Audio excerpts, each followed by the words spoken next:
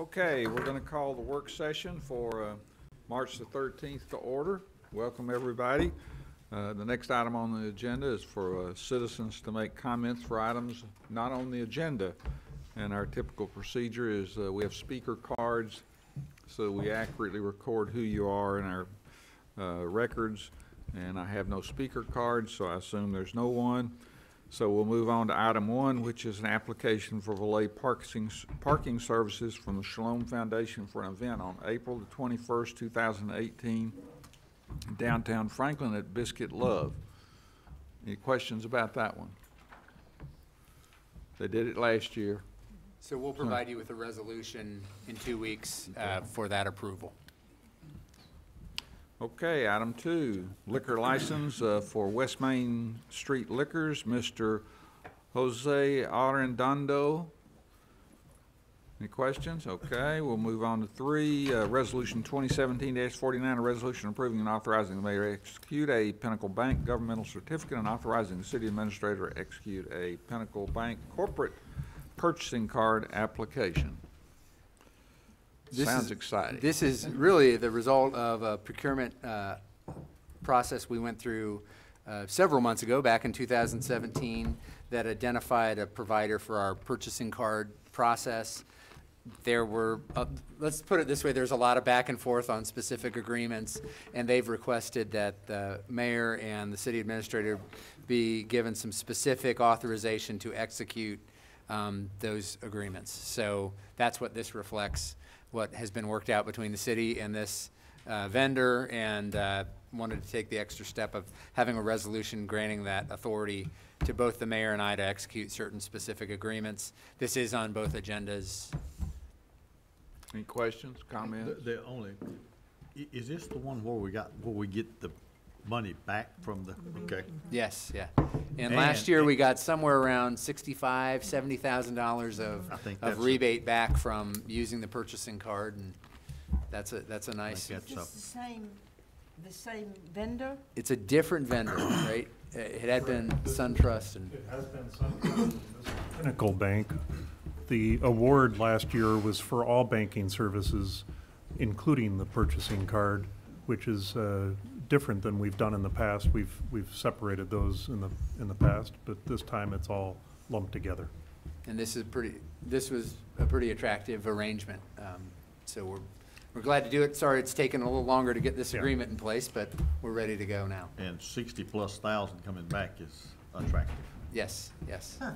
And hopefully a little more with this arrangement. Right. This will be actually a little higher rebate. Do they come to you and offer this, or do you go around looking for something? Well, again, this was a result of a procurement solicitation that we conducted last year for all banking services, including the purchasing card. So we did a formal request for proposals and then evaluated all of the proposals we received.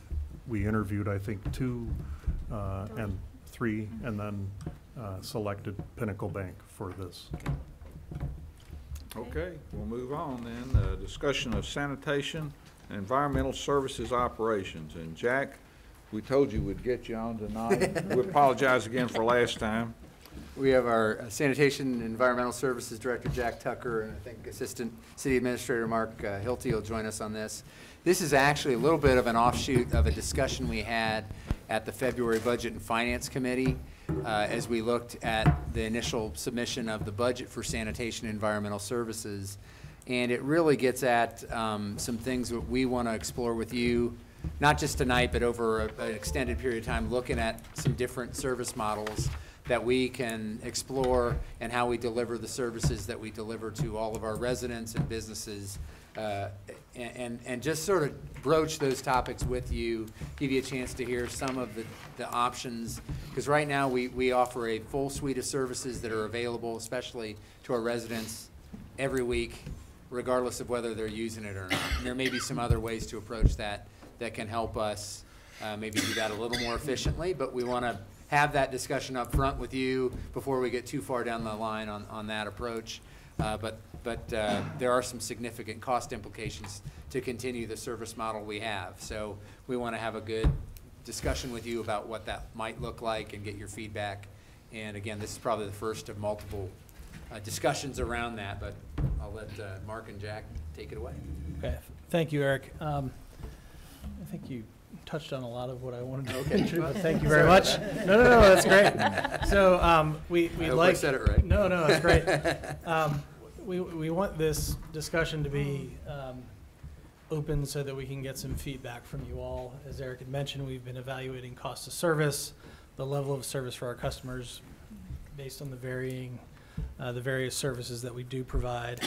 Some of the issues that we're looking at, in addition to cost and the services, are safety of employees and our citizens, looking at efficiencies, and then ultimately where do we want to land in terms of the services that we provide our customers from the Sanitation and Environmental Services Department. So currently, our weekly curbside residential services are presented up here on the screen. And we look at our core services really as municipal solid waste collection for our residential customers and the curbside recycling program. In addition to that, we do brush collection, yard waste by picking up brown bags, bulky waste, and then the ground trash, which currently is a buck-a-bag program. So we're going to step through each one of these items. Jack's going to take over from here and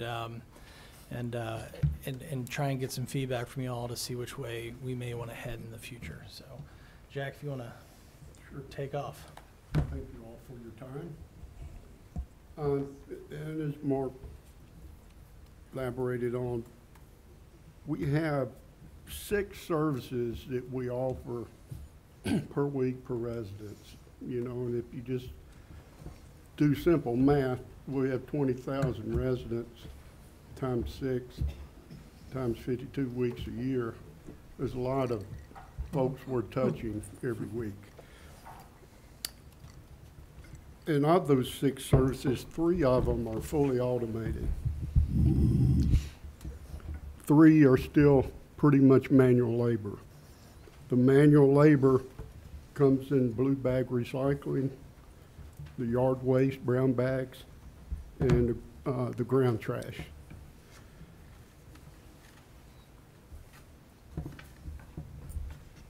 And of course, our priorities are to maintain our weekly trash and recycling collection. And we want to do that and be able to sustain that for not just the next few years, but for many more years to come. We want to continue to evaluate the use of rollout carts for recycling. And the reasons behind that are, number one, is safety. We had last year, I got the report from our risk department that we had 40 some odd reported incidences, and we had $275,000 in workman's comp claims, and that don't count the loss of man hours. You mean the blue bags? No. Combination of the manual, Oh, okay. the 3 manual services that we do. How many workers' comp, did you say? Excuse me? How many workers' comp, did you say?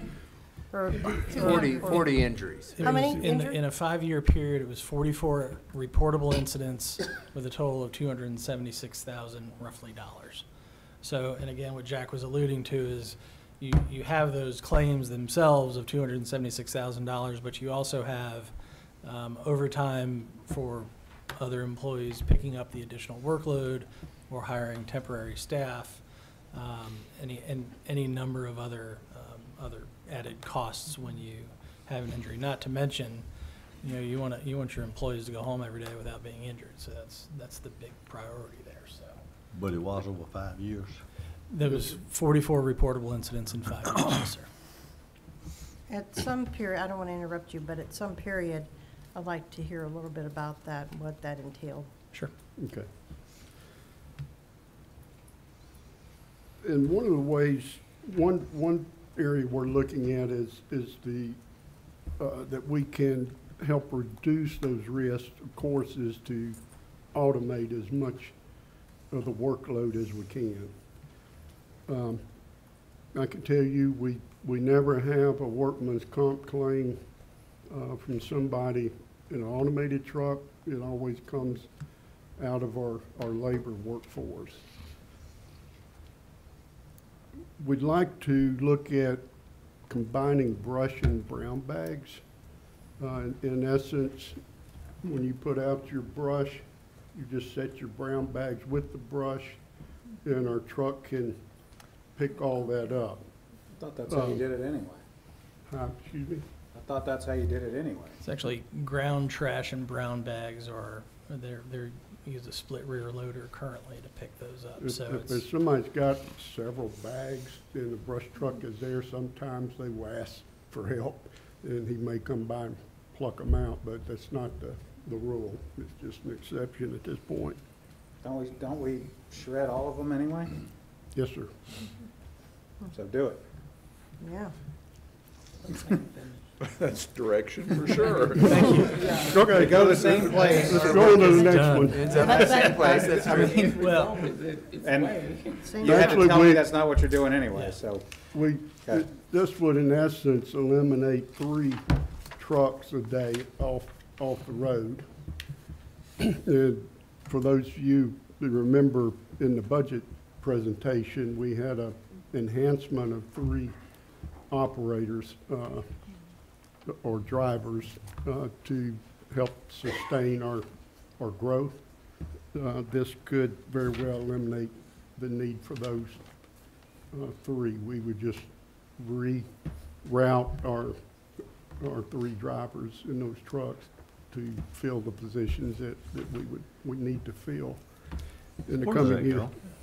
pardon me? Where's that go? The ground Yeah, ground the trash brush. and the brush? It goes to a combination of the county landfill and the mulch company out on, I believe, Okay, Sealsboro so- Road. Right. You carried out on Pinewood Road then? Right, yeah. I wanted to add a couple of things here. So Jack had mentioned the elimination of 3 vehicles going out. So you certainly have the operator of the truck, but you also have temporary staff. So you would eliminate 3 operators and 6 temps or workers. So you're looking at eliminating a large need. They use a lot of temporary workforce right now to keep up with the demands of what they need to deal with. And we believe that simply doing this, we're gonna have to modify the way we do things, but by doing this, we can, we feel comfortable in pushing off the need to hire 3 additional operators. So this is a big one for us. Now, it sounds great and we would love to do it, but there's some other things we want to get into first before we dig into that one. Yes, ma'am. The customer, excuse me, Yes. would not know the difference, right? It would be seamless. They wouldn't know the difference, but remember, so currently we do ground trash in brown bags. And ground trash we're going to get into next, which is a little different. Ground trash, because I was Yeah. when you don't have room in your rollout. you put It's it on the excess, ground. yeah. it's Excess cart. you know, so- Well, I was going to say, we have, whenever we're talking about doing a rollout for the blue bags, our blue bags Mhm. are much bigger than what we put in. I mean, they would fill up the Mostly it the is. black, container, rollout 96 gallon container. container. The other doesn't at all. Right. Okay. So we'll get into the ground trash and bulky waste here. Okay, Okay, that's actually what we're moving to, is the ground trash and the bulky waste. We want to reevaluate the bucket bag program. We may average $1,000 a year in the bucket bag revenue, which is a minute portion of what we actually pick up. For good, better, or worse, our guys have systematically, if it's on the ground, Yeah, they pick we it pick it up. yes. It's hard to monitor and this and that, but technically, we need to do something else to encourage people to not place trash outside their cart. We've got options. You can get a second cart. We're looking at some Title 17 language to address that we'll present in the next few The next weeks. board meeting. Yep. Share, So, So this is just kind of a prelude to some of that you'll see in in the Title 17 language. If I may interrupt, Jack. So the ground trash, by the way we do it now, it's a split rear loader where you have manual labor to lift the bags off the ground, whether they're the brown bags or the ground trash, into the back of this split truck. If we go to the brush and brown bag collection using one crew, you now have this need for whether or not we want to continue with picking up ground trash. So ground trash, it's a bit of a dirty word in this industry because we are all trending towards automation. It's more efficient, you reduce the injuries, it's in terms of costs, it overall is a better way to go. If we continue to pick up ground trash, and by using a bucket bag program, we will be required to still have a vehicle that has an operator and 2 workers to go out and pick that up, and that's a significant cost. Jack, Per route. Per route. So Jack did mention that there are ways to address that. We can encourage recycling, 1. 2, if people have consistently more trash than what their 96-gallon container can handle, you can get a second container, and that's actually at a reduced rate of $7.50 per month as it stands now.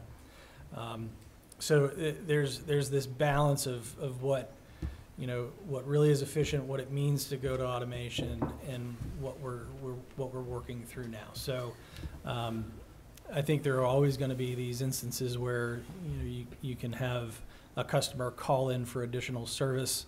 Right now, we do have fees where you call in for additional service, but it's not. It's very difficult for an operator to decline someone's service out in the field. And anyway, so we're trying to move away from that, but we want to make sure that you all understand the implications, and if you want us to go in that direction, we'll continue to move in that direction. So anyway, that's why we wanted to have the conversation this evening. So, And we fully understand that education's a major huge part. component to this. And if you really think about it, when the city, however many years ago, decided to go with automated trash collection, that was actually the unique time and opportunity to basically eliminate ground trash. You defeat your purpose of automating your trash pickup when you've got another truck coming through picking up off the ground. If you're going to pick up off the ground, you shouldn't be buying automated trucks and have one guy and 3 people on the truck throwing trash in. So the technology's there, the efficiency comes with that technology, and the safety is there with anything you can automate. The bulky waste, we plan to have this as our first call-in service that we would route daily with our Route Smart enabled tablets that we've requested as a program enhancement. That would be the first use of a call-in system and the tablets. And I want to talk just a little bit about the Route Smart tablets. Can I interject something real quick? Okay. Okay, so Sure. the bulky waste, again, is a weekly service that we provide to all of our residents. So we go out and we follow the crews that are collecting the municipal You solid mean waste. like And mattresses and chairs and junk? yeah, refrigerators, That's right. washing machines, all sorts of things. So That's bulky waste. yes, ma'am. So we go out and have operators that go out. It is not a very focused system in which they go out and collect these items. So the idea would be to focus that collection service by having people call in or get online and make a service request.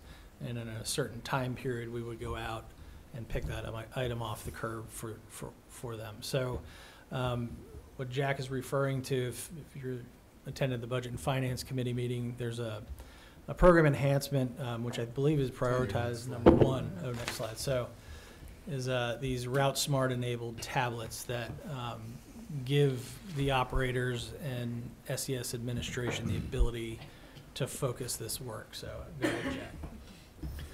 Yes, what this tablet does is it provides you visual voice navigation, just like new automobiles and everything else you see these days. It helps, well, it will tremendously help us in training drivers on routes. New drivers, new to the city, current drivers that haven't ran X route over here, we can put them in a truck and they hit the route number for that day, and it will take them through that route if they've never run it. As long as they can operate the truck, they can get through the route. Otherwise, we have to dedicate a person with that person that knows the route to show them how to get through the route. So that's another key benefit. We'll have web-based live view for our customer service. If somebody calls in and says, "Where's your garbage truck?" we can tell them. Or, "You missed me," you know, we can say, "Well, we were just through there about 7 minutes ago." But if you're asking for us to come back, you know, we will, but we didn't miss you. Anyway, a lot of key benefits, and one of the big management benefits is the amount of data that will be offloaded daily that we can use for analysis. The system, the drivers can communicate two ways. It's a two-way communication. It's going to be real simple, just point and click a button here and there. If they get to a resident and their trash isn't out, they'll push a button, trash not out. It'll document that address. It keeps on going. That way, when we get a call, saying we missed it, well, really we didn't, but so there's a lot of benefits for that. And the efficiency, as we build new homes and subdivisions, routing changes almost daily here now. We're getting new streets going and new homes and new neighborhoods going, and that information goes in daily as it comes in. So the truck will know where to go, even though the driver doesn't, that there's a new residence around the corner. We got to go, keep going. It'd be tremendous help to us. So that's in general the direction we're going in. What I'd like to do is kind of step back and get some of your thoughts on where we're considering going or considering presenting to you and going with recycling. So Jack had talked about the safety elements, the efficiency. One of the things it's on the slide, but we didn't talk about, is Marshall County actually receives the recycling currently from us at no cost. It's actually pretty unique. Many communities across Tennessee actually pay a tipping fee for their recyclables. Fortunately, we haven't yet.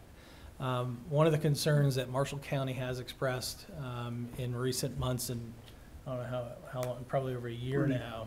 Pretty frequently. Pretty frequently, is that the use of blue bags. So there's a processing component to using blue bags. They actually have to tear the bag open, dump the recyclables out on a floor and sort and go from there.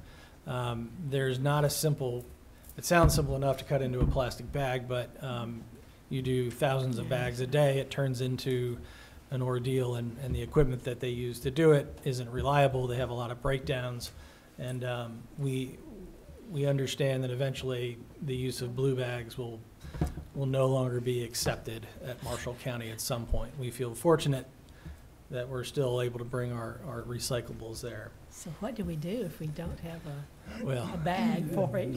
right. So yeah, what a lot of communities do is they have a rollout cart, which is what we've been looking into, and you put your recyclables directly into that rollout cart.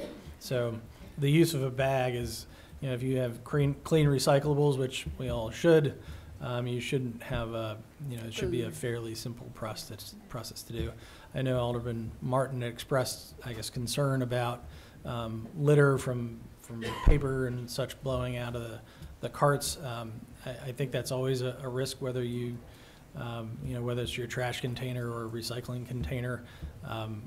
Certainly dig into some data about that to see if we could bring it back and present to you. But I think in Jack's experience, he's not had tremendous issues with.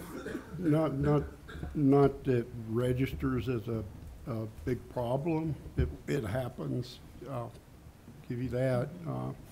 Even with trash, we still have a lot of folks that don't bag their trash, and it never fails. The peanuts, the packing peanuts, somebody's thrown them in loose, and it's a windy day, and it's snowing peanuts. It does happen, but it's very infrequent. And I can tell you that all cities now are going to cart program, single stream, commingled. We accept the same stream that we accept now. Fortunately, we can't take glass because our processor doesn't take glass, excuse me. And when we started Blue Bag, we really knew that ultimately we want to get to a fixed container of some kind. The Blue Bag just had a much easier startup, and it's been accepted well by our citizens. We have over 60% participation, but this is sort of a logical evolution of the program to go to more of a container. It lends itself to the automated approach. It does help with the processing side of it, which is more and more important, and there are fewer options for the processing, so we've got to be sensitive to that. We were able to negotiate, but now 3 years ago, a 10-year agreement with Marshall County to process on our behalf at no cost. We have to get the materials to them, but we want to look at what's sustainable longer term, and we think to be in that game long term, you're going to probably need to move to the container because it's going to be much simpler and easier for the processor, which becomes pretty important at this stage. Right, and as with, and as Jack mentioned earlier, Blue Bags is manual. You have a driver, similar to the ground trash and brown bags that we currently do. We have a driver and 2 workers. So you have staffing of 3 people per truck going out. We have 4 trucks currently that go out every day. We go to a cart system with an automated side loader.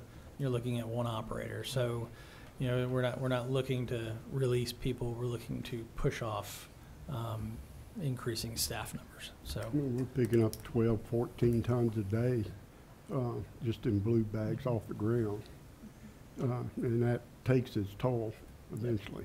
So that's a person or people lifting 12 to 14 tons a day. Is put it in that perspective.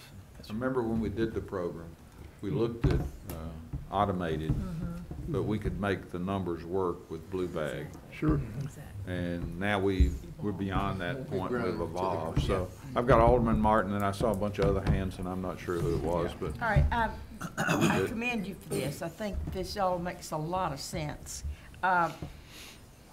If this were incorporated into what you do, how many employees would lose their jobs? None.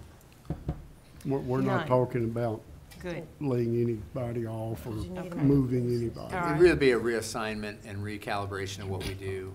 Okay. And I should have mentioned this up front. This came up in the budget and finance, but let me just touch on this real quick. Since 2013, we've increased our workload in terms of what we're collecting and the number of stops by 20%. And we've done that without adding staff or equipment. And we did that because of the realignment of the routes. You remember we did that. And we also went to the 4 10-hour days, and we did things to work smarter. And we told you at the time it will help us avoid adding staff and equipment. But we've now pretty much maxed out, we think, that capacity of what we have now. So we're taking some other looks at how we deliver some of these services, both on what's more sustainable long-term, like Blue Bag, and also these other services, like those latter 3 or 4 on that list, that most people don't use every week. They use very infrequently. But we want to provide it, but we're looking at other models and other ways to do it that may be more efficient, and looking at some changes there that, again, help us stretch our capacity and what we do in terms of the costs we allocate to our customers. So That's good. And my last question, what will we do with Buddy? We'll turn him into a cart. Put wheels on. Buddy Blue We'll Card, put I don't wheels know. on it, Buddy Blue Cart. We love Buddy, we'll find a way to. We'll put him up in Buddy will not get a laid trophy off. room. We'll find something, Buddy. We'll have a Buddy. Thought there was time for. We'll start here with Pearl and just go down the Okay. line, people. All right, Jack, I heard education. Now, you know your ground trash people. Do you know who they are? Yeah. So I think in some way we can communicate directly with those individuals that create that ground trash. You mean the customer, not The the customer. worker? Right, The right. customer. The customer, you know the Yes. ground trash customer. Mhm. Do you know that? You know, you can sort of go down a list or go down the street and know who those individuals are. Yes. Okay, that's an education, I think we can, and that mean an extra cart, is that what you're recommending? And In therefore, some it- cases, yes. In a lot of cases, a lot of those people don't recycle. You know, It's got overflowing yeah, just, Well, education. Darn it. I it's started off all, with education. it's Yeah. all education. And I'm big on that, and you have to educate no matter what service we're providing. Okay, is that also the sticks and the brush that's on the side? of- Where is that? Is that bulky waste? The bucket bag? Brush collection. Brush Brush collection. collection, Brush that's, collection. that's This- brush collection Yeah. for brush. And that's one person, driver? Yes. Okay, all Yes, right, so ma'am. we already there. All right. So you need to eliminate that driver and those two individuals that is doing that manual work. Not eliminate the drivers, we would eliminate the two, temporary okay. workers. And you can do that by going to Moving a additional cart, Mhm. individuals that has that excessive material need a cart. Yeah. And we just need to communicate that. Why am I thinking this is simple? Well, it is, but it's gonna be painful for some folks. Okay. And we're going to work with those folks and we'll find a solution, help them find a solution. Now, I like the bulk waste call-in. I like the idea that if I put a refrigerator out or a mattress or empty a rental house or something, Furniture, then I can call and then that can be on some schedule, Mhm. okay? That's good, all right. Think Now- of it more as an on-demand service That's type what of we, model. that's what we've always, I mean, As as far opposed as I know, to that's what we've you always sit it done. out, we'll I've just take it. called, Yeah, you it's- know, it- over the years. a lot of people do call, but more people don't. Because we've got, Yeah, I'm going down the yeah. line. Yeah. Alderman Yeah, Barnhill? I think you answered one question. I thought we could already call Yeah. if we had some waste like that, call, you guys could come pick it up. I would assume if we don't call, then it's reported by the, One of the many rollout. trucks coming I've out. been through, One of the trucks he that makes the drive call, by. says it's here, Yes, sir. somebody else comes along.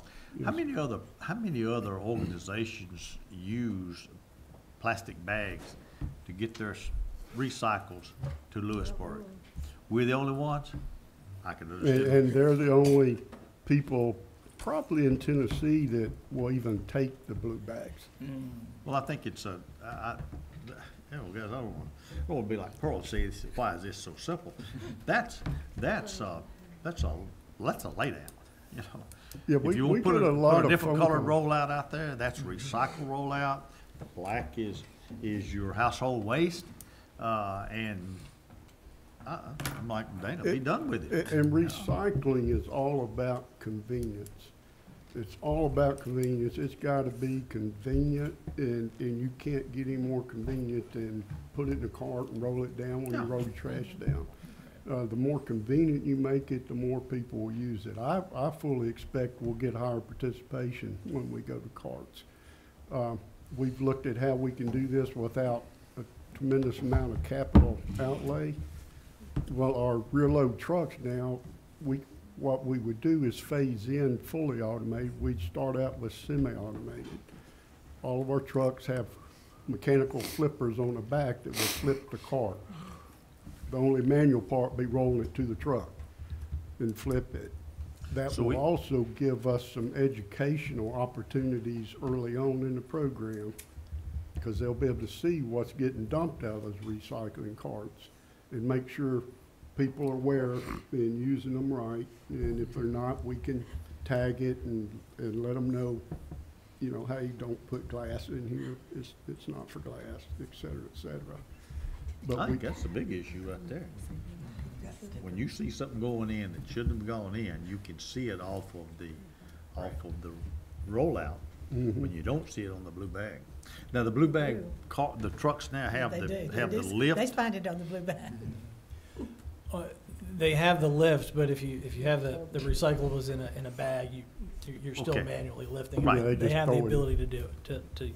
yeah, the we've got lift with the lifts, we cart. just don't use them because we throw the bag. That's what I'm saying. Yes, It's not a, And the idea would be to use the existing trucks that we currently have instead of, trading them all out for side loaders. Over time you would, though. Over Yeah, time, over time we you do would. it, but we can use But what we you- have for the but- time being. and you still have a driver and somebody's got to push it to the thing. Correct. You would just eliminate that person from lifting, and you would also eliminate a problem that's going to be in the future, and that's Lawrence, and that's Lewisburg and Marshall County landfill. Okay. Okay, Alderman Berger? Oh, how much is the cost for a second rollout cart right now? $7.50 a month. Per month? Per month. And then you have to The buy, upfront you have cost, to also buy the cart, right? Upfront cost is $75. 75? Yes, ma'am. That's Still? a setup fee. Setup Still fee. It's not a $75? purchase, You don't it's a own setup. it. Yeah, right, but you still have to pay 75. Yes, Okay. And $7.50 a month, did you say? correct. Okay.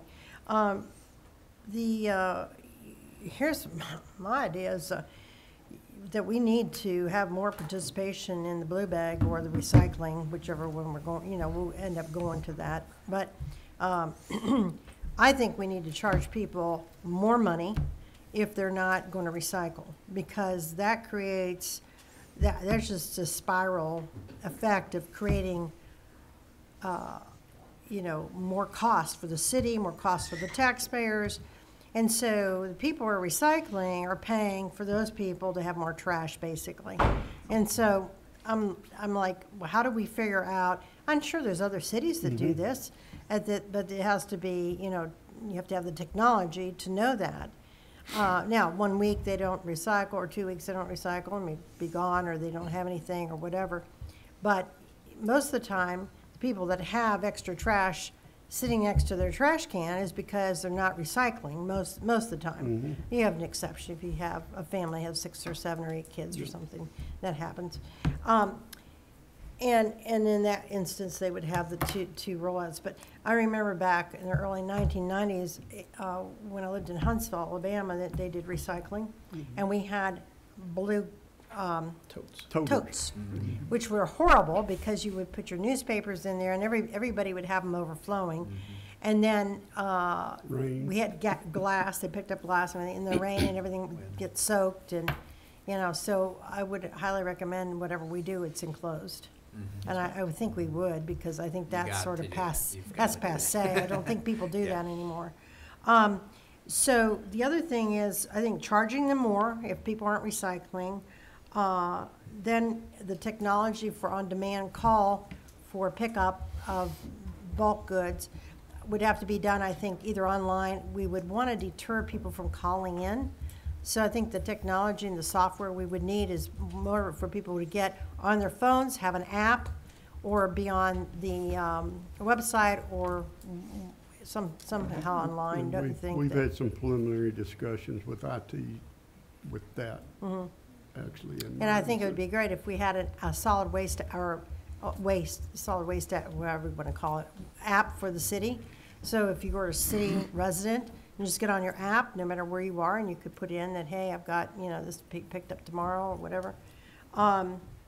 Safety is a huge thing. And then we were going to talk about that. So what kinds of things are the 44 people that have been injured? What kinds of injuries have they sustained, for instance? Mostly shoulders, backs, knees. From picking up bags? From Mm-hmm. I know some There's of some them get, heavy, some of them are very heavy. And you're hopping on and off the Yeah. truck every especially stop, the you brown know. bags. I've personally yeah, picked yeah. up a brown bag that had to weigh 80 some odd pounds. Yeah. It was I full know, of the blue dirt. bags can get really heavy if you put paper all in one. Okay, and then like old magazines and old books or something of that sort. The other thing is, Okay, you said, oh, the brown bags with the trash. So we were talking about picking them all up at one time, which totally makes sense. So does the brown bag and then the loose waste on the ground just all go into the same truck as is? Just brush in brown bags, just yard waste. Uh-huh. And 'cause All they're- yard waste is going they're in the the Well, same. that's all fit you're allowed to together. put in there anyway. There's the ones that fit together, yeah. Yeah, Yes. so those brown bags and the waste go in the same truck. Yes, But Yeah. right now, we've got two different pickups. yes, yes. Yeah, I know that, so. All right, well, I would highly recommend we do something about charging more for people that don't recycle. And that's something we've talked a little bit about, and something we may bring forward for you to look at is a differentiated fee related to the recycling and those who choose not to recycle. That could be something you look at. And you could also look at it in a way that there's gonna be a setup fee for this recycling cart.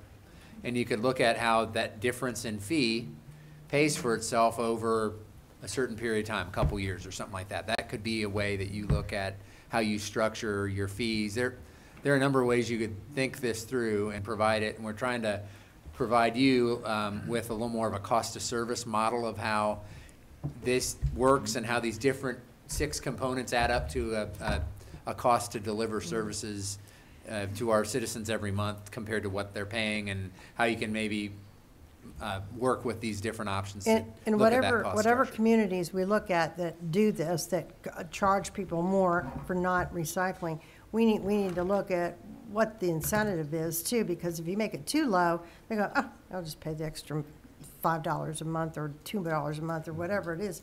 So it can't be something that's like, oh, well, because the whole goal here is to get more recycling and less waste, reduce our costs. And I would look at it as Save you taxpayer money. you get a discount for recycling. You That's don't a pay good way more, to you say get a it. discount for recycling. Well, you do, that is Excellent. true. So that, you want to frame it that way, and your That's structure true. should reflect that. Well, All right. that's very true. Let's keep moving down the line. We've got a lot to cover tonight, so. Well, back to what I have always said since we started recycling. Our recycling could fill up our black, rollout container, and our rollout container has, that much in it Yeah. now. right. And so, how do you, we're gonna have to get a You new can- container for the. I think we would want to let people use as many recycling containers as they want. Well, that too. But then we've But still they're got the big one, to carry that. Yeah, and providing it weekly, it takes, I can tell you for funding reasons, not because staff recommended it, for funding reasons, Nashville just does once a month in a 95-gallon cart. Make sure do. For recycling or for Yes, everything? ma'am, for recycling. Oh, God. Weekly In trash one pickup, but thing- once a month for recycling. Once a month for recycling, Yeah, oh, yeah. God. If you go down some of those alleys, you see a lot of But if you had more. trash. you No, could but make I mean, that'd be, Yeah. that would discourage. Yeah. That would be a We're- That problem. would totally yeah. discourage. We're light you, years wouldn't it? ahead of it. Yes, okay, good. The level of service in Franklin is relatively high, really no matter where you look. I mean, we do brush collection 52 times a year. And you look at Metro, I think it's 4 times a year. So it's. Oh, my goodness. We provide a great deal of service. It costs a lot of money. So we're trying to work smart and provide customer service to the level of service you all wish us to, but still kind of stave off the fees in order for us to become a self-supporting entity. Yeah. And Yeah, there's let's- one, go ahead, could you I got have one one comment? more small thing? Yes. Whenever you're talking about what I understand now is the yardway, the ground trash, sometimes people only have that like around Christmas time or something like that. So how does one handle that? We would like to see that be a call-in. Call us and we'll have a nominal fee to Okay. take it for them. We want to provide them a means. We're just fine-tuning what that will look Right, like. because I know in my neighborhood sometimes, you Yeah, I very seldom understand see that. I mean, it's not that you never see it, but around Christmas time, you often see Well, it. define that. Graduation Can party, I that's ask you to There's Yeah, peak yeah. times. define that? Peak times, yeah. Holiday, No, define that 4th of trash. July. Well, let's move on down and let everybody else have a Like I can comment. tell you. And the reason, because they're wanting direction tonight. We're not gonna solve all the problems, if that's okay with everybody, because we'd like to move on through the rest of the agenda. Sure. I'll be brief for Speedy. Speedy will be Oh, that's brief. good. Oh, aren't you? I've had that comment before. I'm gonna time you. I'm now for the automation. I think, eliminate the workers' comp cost, increase overtime. I'm sure there's also some additional health claims, medical claims that we're not counting in those numbers. And since we're a self-funded plan, I would think that would be some additional savings that the city would realize, so. I'm just gonna take a minute. I've never had any other trash service in my life than the city of Franklin, and I've seen it graduate from rolling around my house in a little cart like our traffic cop and taking all the lid off my can to where we are today. And I will say that I think we are spoiled as a community because of the services that we get. I think it's gonna be a little bit of a challenge to back off those services, and I don't think combining yard waste with brush is gonna be an issue. I don't think changing the receptacle for recycling is going to be an issue. But I do think there's got to be some grace along the way for us to start pulling the reins back on something that your lifers or even your newcomers have gotten accustomed to. So this nominal fee stuff doesn't make me happy at Christmas time. We need to extend ourselves a little bit more knowing it's going to be expected without dinging people at the most expensive time of the year. I think we need to be cognizant of senior citizens who might need a little bit of extra help. Not everybody has a pickup truck in their house. I do. And the dump's not a fun place to go when you've got a bum knee and a husband whose back hurts. So I think we've got to be really careful that we consider all the demographics of the people that we touch. And I think that we've done such a great job of giving service, we need to make sure that's still our goal, regardless of how that's given. So that was my quick. No one knows or cares who their alderman is until everything they hauled out to the curb doesn't get disappeared on the given day. So however you need to do that, do it. Yes, sir. Truly, it's the best, it's the best service. They do a great I mean, job. The one that I hear the least We complaints plan on about. keeping that part. Your stat of the night, 1.9 million customer stops last year How many? from that department. 1.9 million And truly, customer they get, stops from the they sanitation get the best, environmental they get the services most team. compliments. So, yeah, and they do a very, very good job. Okay, we'll move on to item 5, which is discussion and consideration of a pending resolution authorizing the city of Franklin to assign and dedicate sanitary sewer capacity fees from the future development of selected parcels in the area of Downs Boulevard and Boyd Mill Pike for the purpose of city recapturing its cost for upsizing sanitary infrastructure as described in the City of Franklin contract We've 2018. I'm shocked. We filled all the chairs Yeah. up here. This is impressive between water and engineering and, so I'll let these folks take it away, but this is, this relates to a specific development and how we provide some additional capacity, and it's a helpful example of how to look at how we might offer additional capacity to development now and in the future, so. Are 5 and 6 together? They are. 6 is actually part of a requested agreement and deferral of that agreement and the development plan on the regular agenda. So that will be ultimately deferred to April 10th. But they do relate to one another. So we'll give you an overview of where this is So headed item tonight. 6 is deferred till April 10th. Yeah, along with the related development plan. Okay, good. Okay, thank you, Ray. Thank you, Eric, Mayor, and Alderman. As you can see by our team, we've had and are having a lot of intense discussions on how we serve properties with sanitary sewer and water. Not only in our UGB in that area, but also in our inner city, where we already have an infrastructure in place, and that may be getting to capacity. So we have Scott and Brian and Jimmy and Ben, Michelle, Paul and Mark. We talk about these things regularly of what is the best model going forward to help us serve the community both in the short term and long term. And what I'd like to do, or what we'd like to do for a few minutes this afternoon, is share with you a very small model and a case using the proposed Ward's Mill development as an example of how we can help improve and upgrade our infrastructure with a proposed development. And the Ward's Mill development, as we've talked about over the last few months, is a development on Downs Boulevard that has 18 detached single-family dwellings.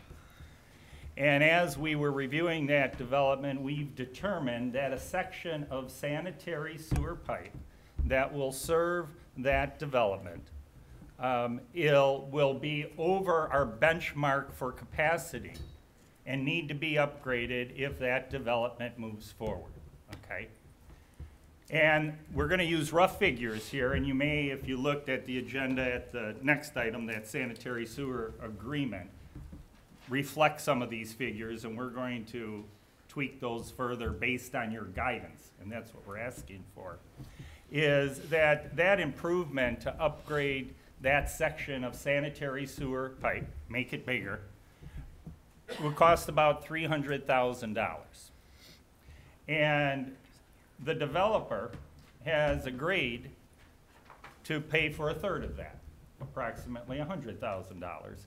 So his development can go forward.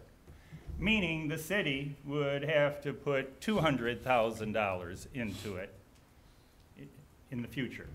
The developer has also agreed to do the work themselves, which hopefully can be done more cost effectively. So we've looked at that area and found that there's 4 other parcels that if and when they ever develop, they would benefit from that section of pipe being enlarged. And what we're proposing is that if and when those properties ever develop, and they may not, that based on single-family unit equivalents, that they would pay a fee based on our initial calculations, rough number, about $350 per unit to help us recoup that investment of $200,000. It's really a win-win-win for everybody. It's a win for the developer because they can move forward with their 18 residential unit development. It's a win for the city because at some point in time, we're gonna need to upgrade that sewer pipe. Years ago, when our infrastructure is put in, it was put in with certain growth projections in mind. We've exceeded those in many cases throughout the community. So we have an opportunity to have a portion of that paid for now, and perhaps in the future, when those other properties develop, if they should, recollect some, if not all of that investment. And it's also a benefit for those properties because they wouldn't incur any expense until such time, if they choose, that they would decide to develop their property or add some units. Is this a typical expense they should incur, or is this on top of what they are used to? This would be an additional expense to our existing impact fee model. So it would be additional because we're upgrading that pipe. Now, if those other properties were before us instead of the Ward's Mill property, Mr. Cowan here, who's leading that development, is in the audience behind us, they would be faced with the same situation because our current policy is that when a development comes to us, that they upgrade the sewer in this instance. And what we're seeing in the inner city of our built part of our city, central part of our community, is that the parcels are smaller and they may not be able to have the wherewithal to make that investment. In this instance, it's a good example. There's 18 single-family dwellings. For them to make a $300,000 investment to upgrade this sewer, there's not enough capacity there. So that's why we're sharing this particular model with you. And again, we're just looking for guidance, questions, but we believe going forward And we've had other instances where people have requested doing some redevelopment in the city that they're able to, how are we able to help facilitate the redevelopment or development of property and get our infrastructure upgraded? I want our team, as you can see, to explain it in more detail and then open it up for questions. Thank you. Well, this is basically the background on how we developed that model and everything. As you know, when we receive a sewer availability request within the city limits or in the urban growth boundary, a capacity analysis is performed. We look at what existing infrastructure that sewer flow would go to. We look at what other areas could potentially add flow to that same infrastructure. In the case of the Wards Mill subdivision, it was determined that some of the existing sanitary sewer infrastructure was going to be required to be upsized. So if we can get, I'm sorry. Oh, I'm sorry. Oh, okay. Go ahead. Which one is it? It's there. That's the Oh, map. okay. Yeah, the Okay, map. go ahead. Okay. So, the proposed Wards Mill subdivision, as Vernon stated, is on Boyd Mill Avenue, it's south of New Highway 96, west of Downs Boulevard, 18 residential single-family lots. The flow from that proposed subdivision would join flow from the other rest of the neighborhood drainage area to the red square on the figure. And that all flows into West Haven. West Haven is kind of the limiting factor in this. So the other parcels that are highlighted there, blue outlined parcel is Wards Mill subdivision, the proposed subdivision. The other parcels there would also contribute additional flow to the infrastructure in question if they were to develop beyond their existing residences.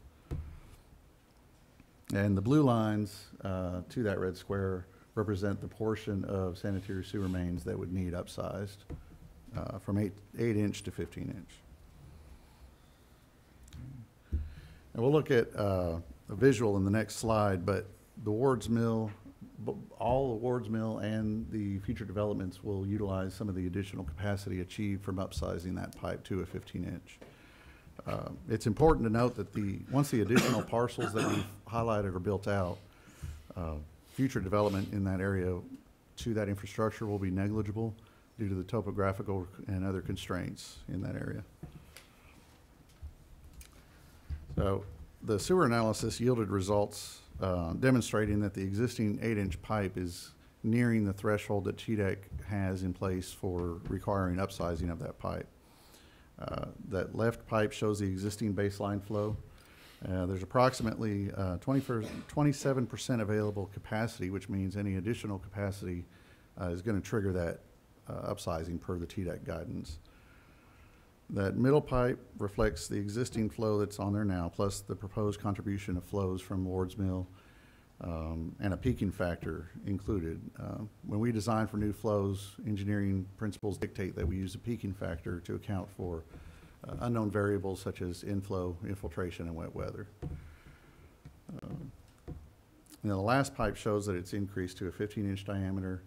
It's got the existing flows, the Wards Mill projected flows, and flows that could come from any future development on those parcels we highlighted. It also includes a peaking factor in that. So Wards Mill will trigger an upsizing of that 8-inch line that's highlighted in blue to 15-inch sewer mains. But there's benefit, the other parcels will require and benefit from that upsizing as well. So that's where the cost and the capacity fees, that's where the proportionate share would come in as far as that goes. I'll add that we have these discussions, as Vernon mentioned, all the time with new developments, and as the quote-unquote good parcels of property have been developed over time, now we're seeing some of these island properties that you're not going to see the density that you would on a West Haven or something of that magnitude that can afford to absorb a lot of these infrastructure costs. So what we want to do is see opportunity where a developer is willing to put up more than their proportionate share to move forward, and we find some sort of model within the tributary or within the drainage basin for this area, that we can recapture that cost. So it's complicated. It's you make some assumptions on what can develop with the planning department. We worked with them through this model as well. Are you going to be right? Not every time, but it's some way to recoup that cost, and it gives us a mechanism to put that on a development that would recapture that benefit. They're going to see the benefit, and we're also going to be able to make the improvement up front and keep things moving. Any questions? Alderman Barnhill. No, I was just gonna say, it sounds good. So the blue is the $300,000. Yes. Yes. That little square. Okay. That was put in when Franklin Green was built, right? Okay. Franklin Green was not in the city That's right. at the time that was done. We granted outside the Senate, outside of the city limits sewer availability to them. That's one point. The other point is this. I'm just looking at this. If you do the density on these things, you're not going to capture back at $350 a unit at 2 units to the acre or whatever you've got in this.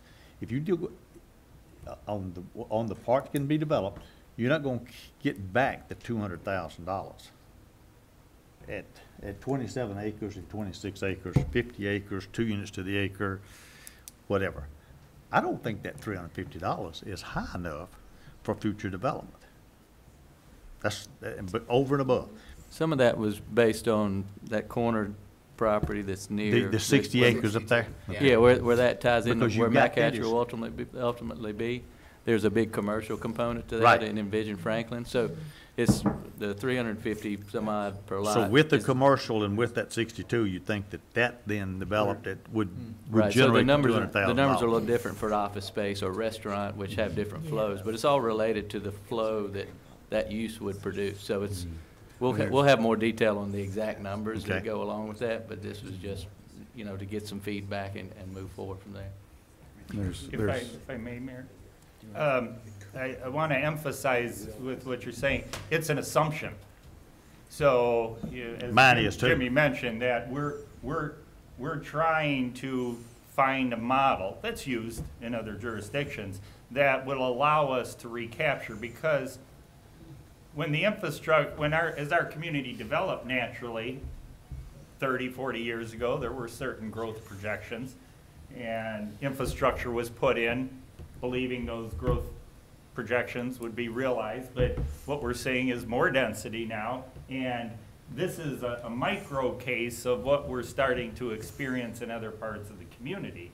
So how do we upgrade our infrastructure that eventually is going to be a burden on the city to do it in concert with a developer when they come in? And this is a very good example and the reason we wanted to bring it before you. Will we capture it all? Maybe not, maybe we will. Okay, I've got, Do you have another example of that? I mean, maybe I've not seen everything, but I don't remember a development having to go quarter of a mile or half a mile away into a built-out subdivision to upgrade a sewer line in order to get the capacity for that particular development. Where else has that occurred? But also remember, West Haven extended, period, everything out there, and they only got recoupment from it whenever everybody else came back. So that was a time whenever they had to front the whole thing. True. Occasionally, in the past, we have granted sewer recovery. So for any off-site sanitary sewer or anything else, the developer has footed the whole bill, but at some point in time, they get recovery if there's any development that adds on to that.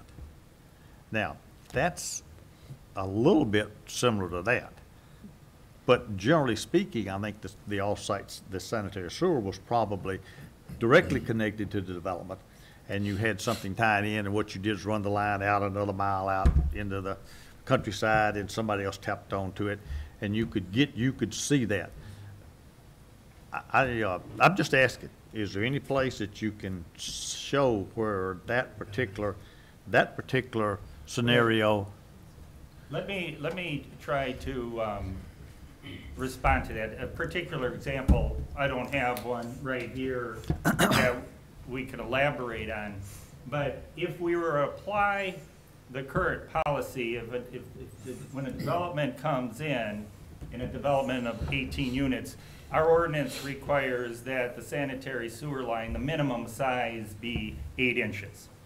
So if we were to apply that to here, even though we need to upsize that line, we do allow for recapture of their sanitary sewer impact fees for the materials from an 8-inch to a 15-inch.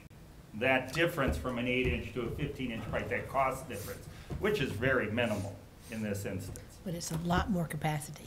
But it does. And that's how our current ordinances are set up. Well, let me ask one more question. If that doesn't develop, does that 640 feet need to be upsized? Now, today, tomorrow? Yes, it needs to be. Next week? Correct, it does. So theoretically, it's the city's expense. Whether that development in blue develops or not, the $300,000 is an expense that is the city's expense. Because you're reaching that 80% capacity Right. trigger. Right, okay. So that's, this is a However, way to hit both what a new development needs, approved development needs, plus what we're facing from natural growth as Okay. well. Yeah, one thing to add too, I don't think it's because it would trigger a capital improvement project. It would take us time to be able to implement that project. So this idea was, No, brought forward. I'm fine with the idea. I don't have any objection to the idea. I'm just trying to make sure that, that I understand that the developer has a obligation to go through into a built-out subdivision and disrupt the built-out subdivision. I can't imagine the people in Franklin Green being overly happy about that, but hey, maybe they will be. They'll have capacity. Guess what? We just did that in McKay's Mill. Well, let's see, I've got Alderman Peterson, followed by Alderman Blanton, followed by Alderman Martin. Okay, well, wait, let's say, what is the entire TAP impact fee? Because really, that was supposed, that is supposed to cover things like this too. So it's not just that they're paying $350, they're paying $350 plus the regular TAP impact fee. And see, that's really what would pay for this, or is supposed to pay for it anyway. So it looks like we're getting a good deal. Well, and some of that's also designed to allocate treatment capacity and those kind of things. So it is part of the collection system as well as the treatment component. So it does layer onto that, but it is an additional cost that we're incurring to enhance the service and provide service. Alderman Blanton. Okay, so that's Franklin Green. How many homes are in Franklin Green? A lot more than 18, right? Yeah, more than 18. Yeah. Oh, yes. So I don't understand how 18 homes can flip the pipe so much when you've got that many already there and take up 27%. Well, we're at a marginal capacity now, and it needs to be upsized. So really, the illustration was showing that any additional homes, it needs to happen, and it's. Do you understand? The math just I do. was I weird. hear what When you're you go, saying. that's Franklin Green. There's probably, what, 300 plus houses in Franklin Green? Probably. Ish? Yeah, at least. Couple hundred. Let me, maybe, if I may, your question is Well, I have very another one, valid too. because what our analysis has said is that pipe is at a point where it needs to be replaced at some point in the future. And that the Ward's Mill, the 18 units, will put it over. And there could be a discussion of whether, well, 18, we can put the flow of 18 units into that pipe today, perhaps. But then what about those other properties? If they come in with 40 or 50 homes? What we're saying today is this section of pipe needs to be upgraded. I get that. And how can we best work with somebody that wants to develop a parcel of property that's going to contribute to it, to help us make that improvement instead of waiting for us to do that? I think the struggle for me is when you talk about any new development that would come on after the fact, the idea is to assess them, and that's the evil word, $350 per unit, but they're willing to pay $100,000 for 18 units on something that we need to go ahead and upgrade ourselves. I don't understand that math. So. And this is the kind of feedback that we wanted, because we can go back and take a look at the Ward's Mill 18 units and those other properties and apply a factor to recapture the total cost of the improvement, roughly $300,000, and what that would be per unit, and apply it proportionately. It would Where's our responsibility in it that? would be a little bit larger than the 200,000. Okay. With this, I want to share, when we collaborate with developers, and Chris has been a partner in the city for a long time, you know, it was through this discussion that we've arrived before you this afternoon. Because this isn't the only time where we've had somebody come in and want to redevelop a property, and maybe the water line or sewer line or both needed to be upgraded, but it wasn't in our capital improvement plan, and they didn't have enough money based on the size of their project to make that improvement, and we're kind of stuck. So we thought, if there's a way for us to gain some funds up front, but also with some assurance we're gonna capture some of the funds from the contributing properties, or what I should say, the benefiting properties, then it's a way for us to move forward. The city's still taking the risk and still gonna make the lion's share of the investment. I also understand the idea that they can probably do the construction work a lot cheaper than we can, and you're trying to go ahead and take advantage of that opportunity. That's a It's point. kind of like at Carruthers when we were already there making that road, and oh crap, we forgot this little piece. Well, let's go ahead and do that while we're here. It's a lot cheaper.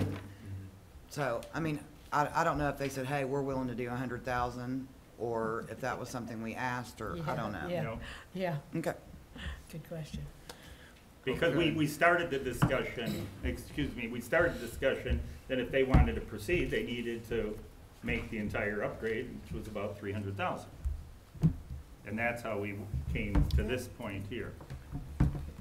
Wasn't that similar when we went into Reddick Court, that area? You We know, the paid for older- that. The city the put older it the part bill of on our- that. Because we have strictly. older parts of our city which there may be pipe sizing that needs to be improved or redone. So that is how, we pay for that. We pay put in for the that. bill for that one. Because when they did the Reddick Court area, those new homes going over there, Sure did. that was a major The upgrade. upgrade of water and probably sewage road. Yep. Yeah. Okay. Other comments or questions as far as the concept? You'll be bringing back something else, even maybe a little more detailed? We have a specific agreement that you're gonna defer tonight that Yeah. addresses this Okay. Yeah. specific development. I'll It would be remark- modified, maybe updated a little bit. Yeah, we're gonna It'll be updated a little modify the bit from what numbers. you saw tonight, but the same concepts. All right. So we're gonna We'll go to move. 7 then. So are you clear as mud here? No, we're Yeah, I think if it's okay, Mayor, we'll bring back a resolution with this model, yeah. plus the sanitary sewer agreement for Ward's Mill. Right. Okay. Okay. Thank you. Anything else? Thank you. Great job. Y'all looking good. Number 6 is, we're gonna defer that one till April the Yes. 10th. We'll do 7 and 8 together. One's a rezoning and the other one is a development plan for property on Franklin Road, east of Franklin Road, south of Moore's Lane. Does anybody have any questions about those? No, sir. Okay, we'll move on to item number 9, which is, Thanks, Joey. good job. Brevity has its merits. Consideration Resolution 2018-14, resolution selecting the design concept for State Route 96 West and West Haven Boulevard, Old Charlotte Pike intersection. So we've updated this based on the discussion that happened at the board meeting 2 weeks ago, provided what we'd call, I guess, new option D with a cost estimate to it, which has the left through and turn lane, and the one lane and then a right, dedicated right. And I guess I'd say from our review, when we originally reviewed these and recommended these, we recommended A or C. And I think the logic would still apply that we would recommend either A, C, or D, depending on how you want to do this in terms of timing. The fundamental question is when and what you might expect to happen north of this intersection. And there is some uncertainty around that for sure, in terms of what that development might look like and the timing of it. This would enable us, either A or D, would enable us to get this done quicker and at a little lower cost. D preserves the median, which is an important part to the neighborhood. So there's a lot of merit to that as an approach. Yeah, C does as well, but it's a much more expensive proposition. It is a cost you may well incur, but the timing of which is uncertain. So is this one the D? Is it okay? I mean, Sutherland prefers option D. Okay, that's what I Yeah, wanted. looking at option D from a staff standpoint, I mean, this builds out the It full works. southern end of the intersection, and it allows us to make that investment one time, which was our big concern, and we can make the other investment. yeah, at a we're later not date. redoing work. C is a one-time investment.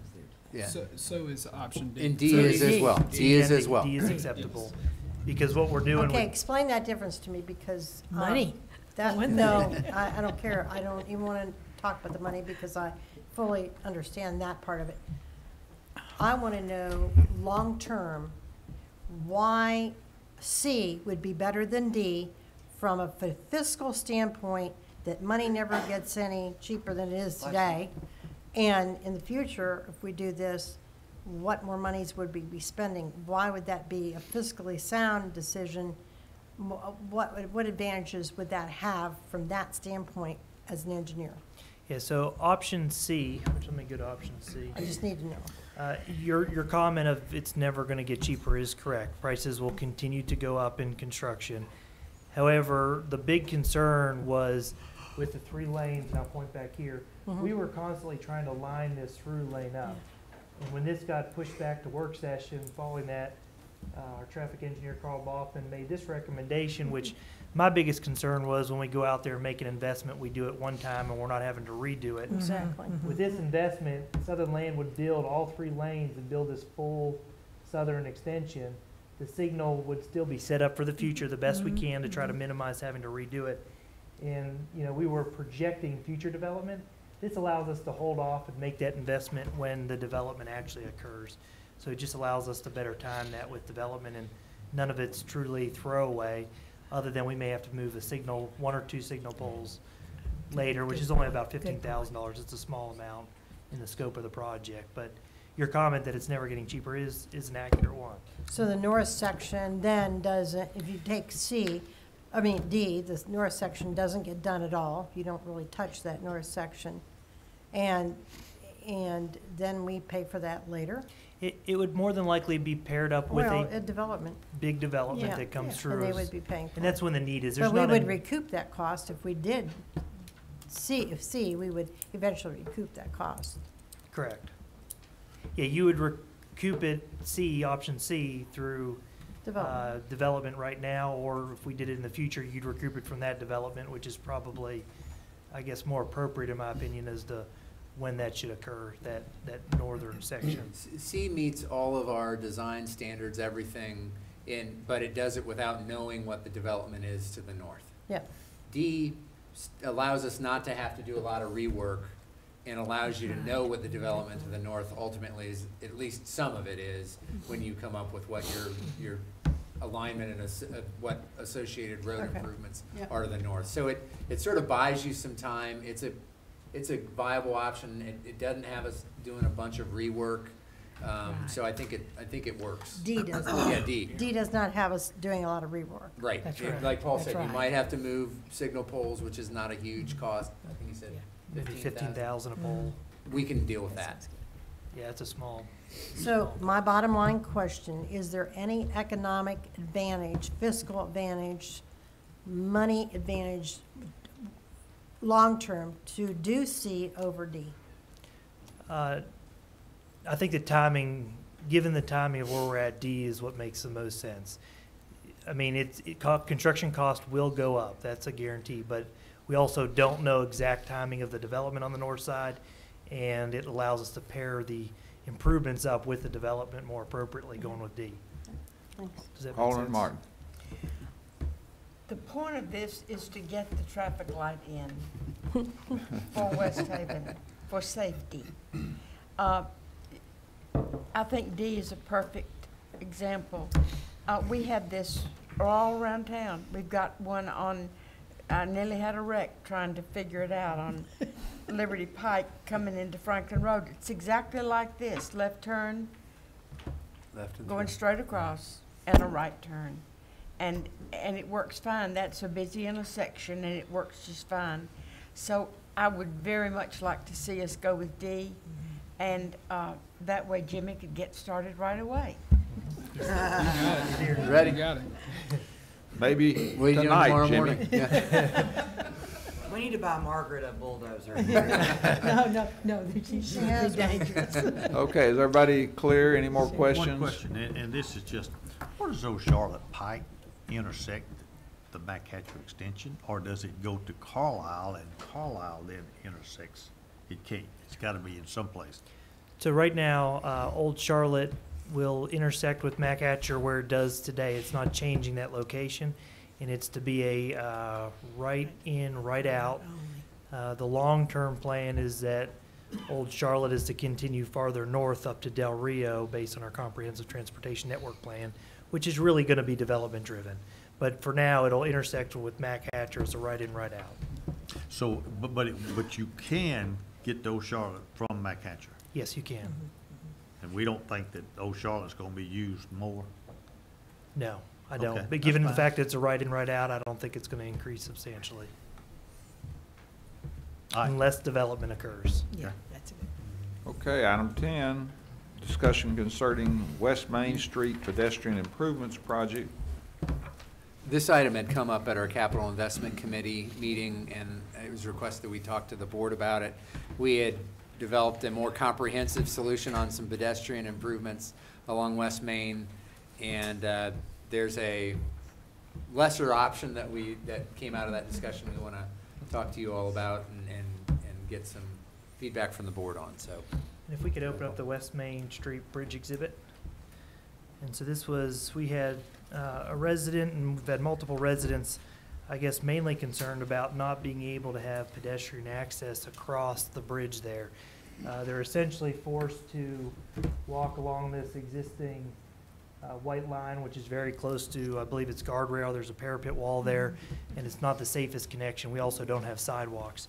We were asked to look at what it would take to be able to provide the sidewalks. Our initial estimate gets extremely expensive. You can see this here, green line is sanitary sewer, orange line is sanitary sewer, the blue line is water. So if you were to try to widen this bridge, and if we could zoom out a little bit, I think you could see it a little better.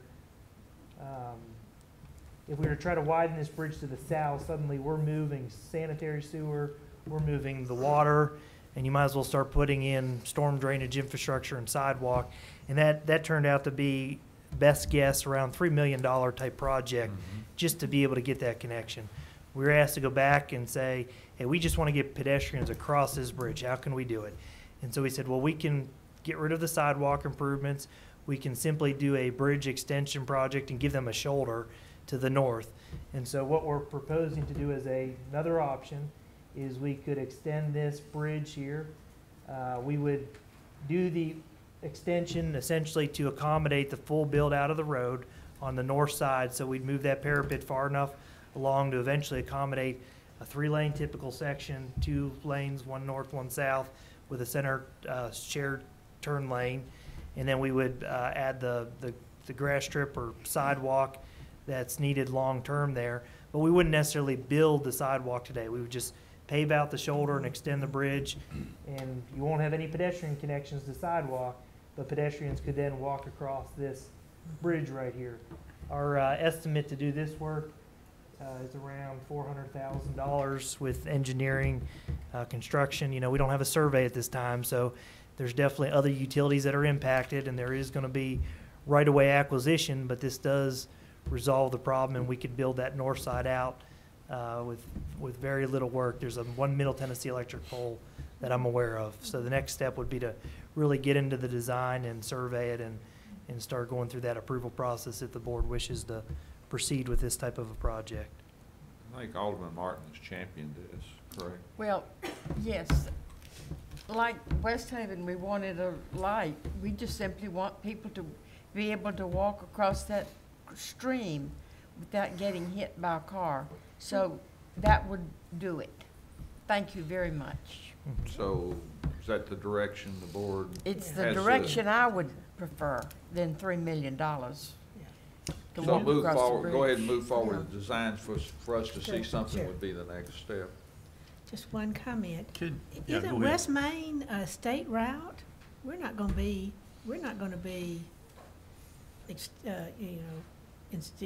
doing something to that, are we? Well, It is a state route, isn't it? It is a state route. Yeah, It is in our yeah. comprehensive plan to be widened to more of a 3-lane typical section. I don't know that it's ever going to rise to the priority of the state to do that type of an improvement. And it would be up to us more than likely to try to fund that, but it is something that we are recommending long-term to go to 3 lanes. So if we're going to widen the bridge, we would just assume there's not going to be a whole lot of cost to, you know, getting it wide enough to I accommodate thought that in the this- future. I thought this was a good way to handle I it. suppose the right of way, is that one home there along that stretch, or how many? I believe it's a business here, and then there's Yeah. a home that's farther up. Yeah, there are no Right. homes There's right nothing here. there. No. There's nothing there, yeah. It's But really there's kind a of little store. ditch. There's a store, and there's lots of development, older development to the west. We're simply trying to get the people across the bridge. Alderman Barnhill. Could you not just do a pedestrian bridge over the creek? You could. I don't know that you're going to be saving a whole lot of money, and we don't have the sidewalk connections, honestly. So we just assume extend the box culvert. Go over, connect back. And I mean, A bridge to nowhere.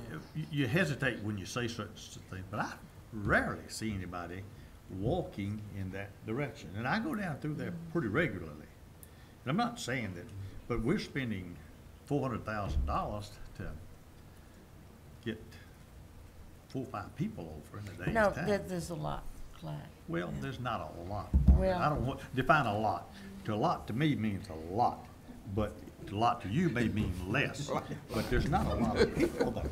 The other concern we had with the PED bridge is we would really, with ADA requirements, we would feel obligated to Okay, try all right, to never mind. connect sidewalk. Enough said. If we've got to go through that, then, ADA. yeah. That solves a lot of problems. Yes. ADA. ADA, Number 11. spend the money. We're going to go to 11, if that's okay with everybody, which is a draft resolution approving the design concept for the Southeast Municipal Complex.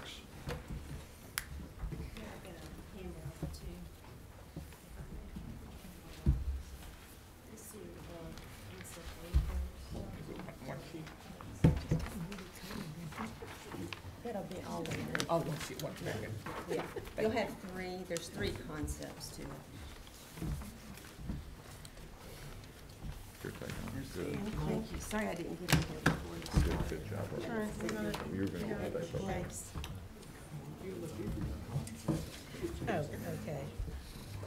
Okay, gotcha. Sorry, I didn't mean to be difficult.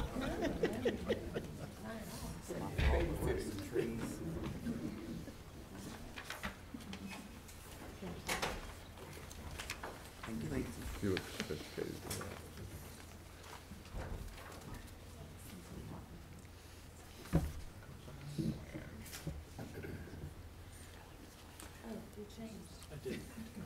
You're better looking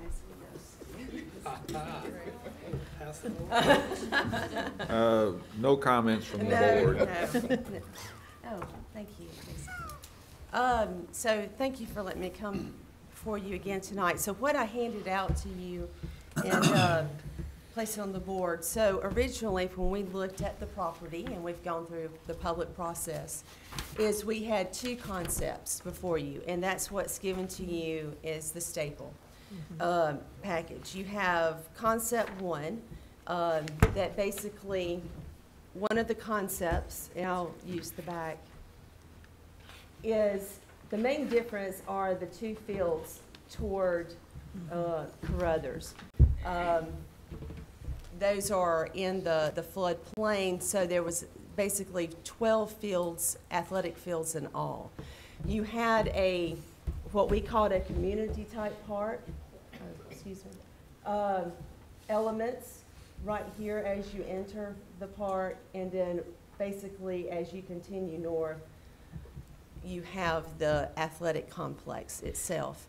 The difference between, and Vicki, if we can go to concept 2 now. Thank you. Concept 2,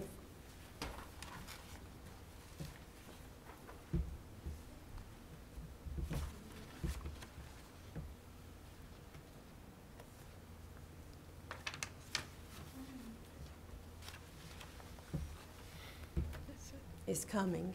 Well, we have it, we have it. So as it's coming up, let me speak to you. So where you see the difference in those is where you had the community area. We removed the 2 athletic fields. Yes. Yep. Is that it? Like that. Okay. Thank you. And so you see that you have a larger dog park. The 2 athletic fields are removed. Still, there's 11 fields in all, so we've just eliminated 1. And you had the community space, but around the maintenance facility, as you would travel heading south, this is where our maintenance facility location would be. And there's a little bit more from the different activities of your bocce ball or tennis courts, your pickleball and that type of things over in that area. So during the process, I shared those 2 concepts with you. Those really is your main differences in those. Everything stayed within the plans. We didn't eliminate a certain aspect in a plan. They're all there.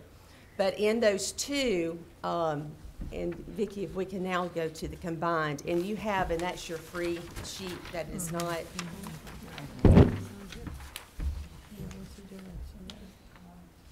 If you'll go to the complex, the exhibit. Let's see if that's. It's on the, if you'll go toward the bottom of that document, the last page, please. Yes. Well, there you go. Okay. So in this combined section, what it did is, as they began to talk with our team as well as kind of how this park would be used, around our maintenance facility having so many different elements that the community would use, meaning in this area in here, we removed those and brought it back to what was in the original concept 1. And why is when you have a tournament or you have league play, having the community come in, it's basically they have those community elements and not having to go through the entire park. That was the difference. So those were the combinations of the 2. Again, it's still a larger dog park or an open space if we desire to in the community elements. But that's the difference in all 3 of those plans. Alderman Blunt. I try not to be selfish in this job, but I'm gonna be a little selfish Sure. right now. I've been thankfully on the part of the committee that was working on the idea of an inclusive playground. We had talked about putting it at Jim Warren, we talked about putting it over by Academy, and I advocated for it being here for a couple of reasons. Number one, an inclusive playground is in our area outside of Murfreesboro, which has the Miracle Field. It's something it's hard to find. I have a special needs granddaughter, so that'll tell you why I'm being selfish. But the idea for this to be where people can access it easily through Interstate 65, as opposed to driving through City Franklin to get to the other 2 sites I mentioned. So I'm thrilled that we're going to be able to use this in the plan, but I'm sad to see that on the combined plan, the inclusive playground lost square footage. And I know the dog park is important too. I love animals, but we have another dog park in Harlansdale. And this would be a second one, which is great, but I would love to see the dog park be a little bit smaller to accommodate the inclusive playground, in which this will be the only one we have. Sure. If So, that makes any sense. oh, absolutely. And one of the things that we've talked about, and again, this is a 30,000 view. The park would have to be constructed in phases. And so if it's the desire for that to be larger, that's not an issue. Okay. As well as if you can see within the plan, and I know it's very faded, the Robertson Lake area, it actually has the overlay of what that park on that side. We have talked about, and in that particular master plan, it actually has a dog park on that side or a dog run. And when you're looking at, and as we're educating ourselves, including myself, on inclusive playgrounds, there are times in which an inclusive playground, we may not want to include the dog park. This might need to just stay open space. Right. Especially with autism, you can't have Triggers.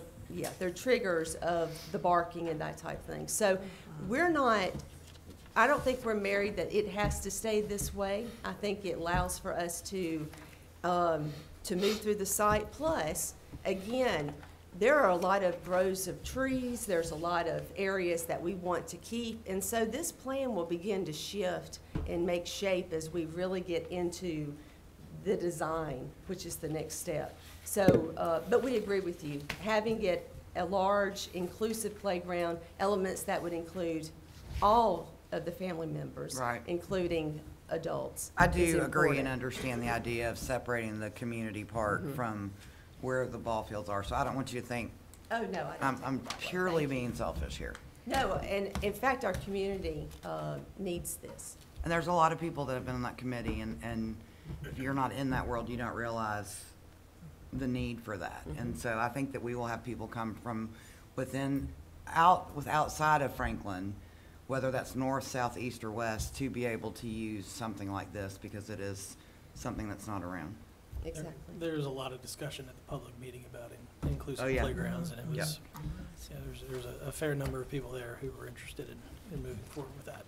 And the pavilion around the inclusive playground and restroom facilities become even more important of how they accommodate that particular population, as well as just the population who uses that as a normal playground. Because inclusive means includes everybody. Exactly. Okay, any other comments, questions? Looks good. Ready to? Thank you for letting me bring this back. Ready to adjourn? I think the next steps with this is to come back with a resolution. So we'll work with Eric and get that on his agenda and go from there. Good. Thank you. Thank See you back at 7. Thank you very much.